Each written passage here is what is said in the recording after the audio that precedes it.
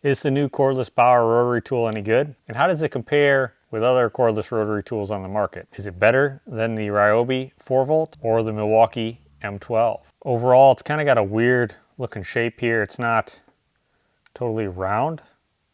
At the top, we have that normal adapter thread there. After that, simple on-off switch, followed by a battery indicator right here. 5 power modes, a hanging clip, the charging port here, which is USB micro. It has a built-in battery, so when it's dead, it's got to be put on the charger to charge. In a nice case, you have the spot for the tool, a 120 to USB micro charger, a little grinding shield, which is multi-position, and then a small assortment of accessories in this nice little case.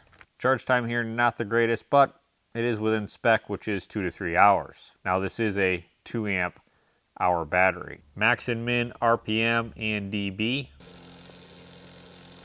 So right at 5,000, just a little bit more. 27,300. Between the three, the Bauer falls between the Ryobi and the Milwaukee, with the Milwaukee having the greatest operating range of 5,000 to 31,000 RPM.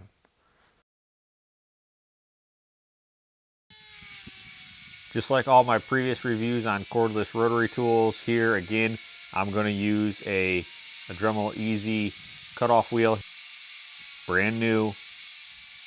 Cutting rebar with this, it stalled out multiple times, as you can see, and overall it didn't perform very well.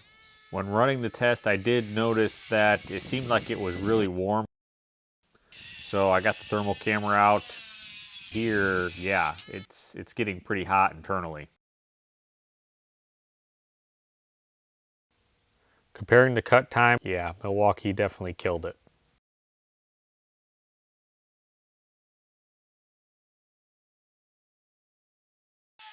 Switched off and cut some very small bolts, you know, in comparison with what I tested with the very small cordless rotary tools.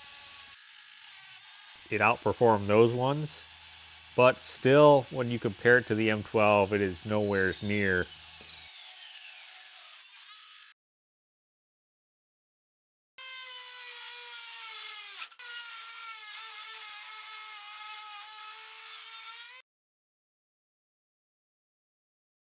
Cut time for the bolt, it definitely did a lot better than the Ryobi, but yeah, the Milwaukee beat it again.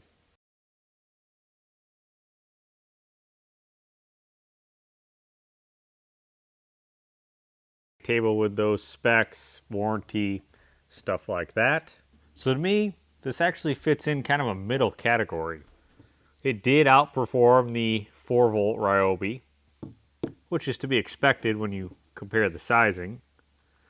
It didn't come anywhere close to outperforming the Milwaukee, especially with the 6 amp hour battery here.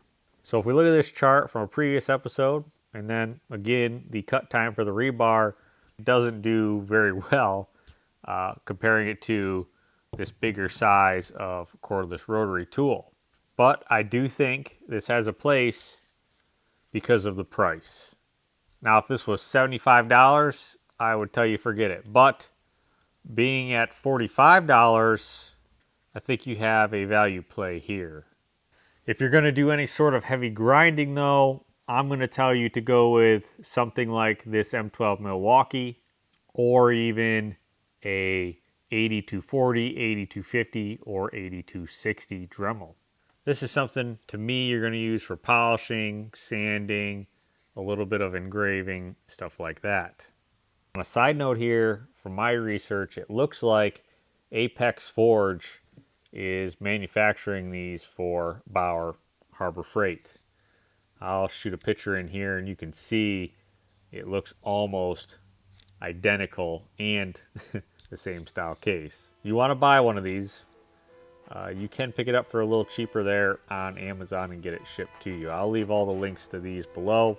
So like normal, I buy all these tools. I'm just here to show you the performance. I'm not biased at all. Hopefully you found this video useful. Thanks for watching, and I'll catch you on the next one.